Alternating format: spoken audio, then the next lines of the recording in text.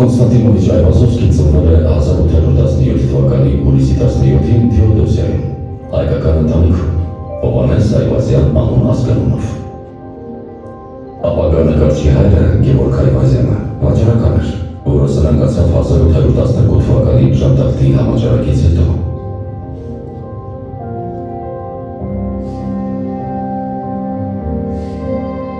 Իսկ նրա առաջին կտավը դարձավ տան պատը, որի վրա նա ածուխով առագաստանավ նկարեց։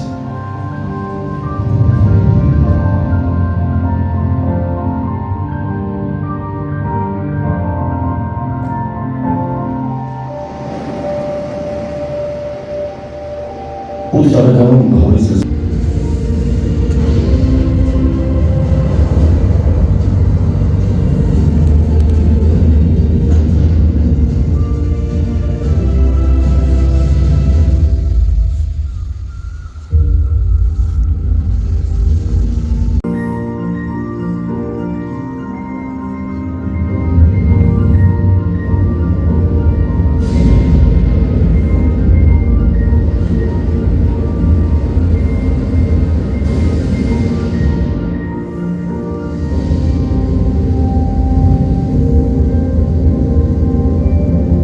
նկարչի մանկությունն անցել է աղքատության մեջ,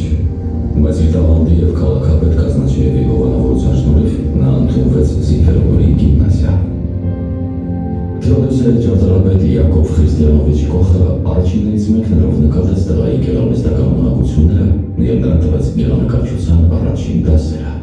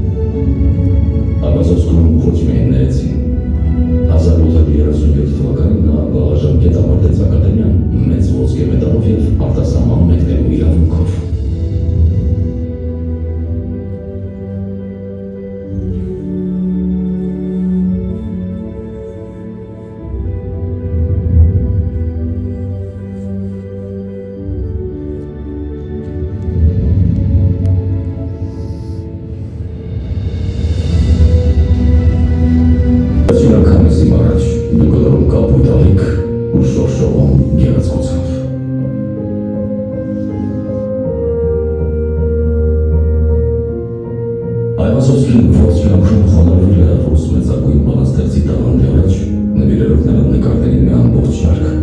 որոնցում միավորել է ծովի քնարերգությունն ու պոետի կերպարը։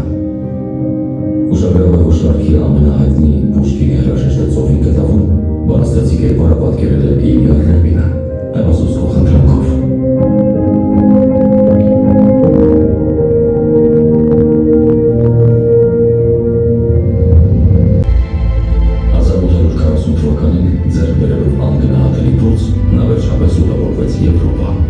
Իտալիա, Անգլիա, Իսպանիա, Գերմանիա, նրա ճանապարհորդությունները նման էին հաղթական շքերթի։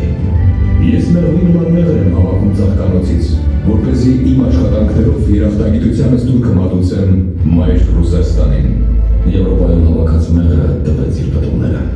Իտալիայում Այվազովսկին վերջնականապես ընտրեց իր մեթոդը՝ նկարել հիշողությամբ, ոչ բնօրինակից։ 3 օրվա ընթացքում գրված արևածագ և մայրամուտը Վիկոյում կտավները ընդունվեցին ավելի մեծ ոգևորությամբ, քան Սորենտոյի տեսարանը, որը նա նկարել էր բնօրինակից 3 շաբաթվա ընթացքում։ 1841 թվականի Հռոմի ցուցահանդեսում նրա աշխատանքներն աղմկալից հաջողություն ունեցան։ Հատկապես «Քաոս» աշխարհի արարողը նկարը։ Դու փոքրիկ մարդ, եկար հեռավոր ներվայի ափերից Հռոմ և անմիջապես քաոս առաջացրիր Վատիկանում։ Նիկոլայ Վասիլևիչ Գոգոլ Գրողգործոցն այնքան տպավորեց Հռոմի պապ Գրիգորի 16-րդին, որ վերջինս ցանկացավ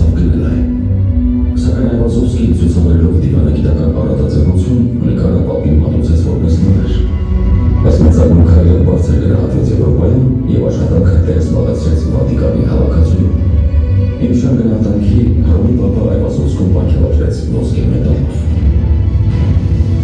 Բոլոր այս աշխարհի հաջողություններն անհեթեթություն են, դրանք ինձ մեկ ակնթարթ միայն կարող են ուրախացնել, իսկ իմ գլխավոր երջանկությունը կատարելագործման ճանապարհին ունեցած այս հաջողություններն են։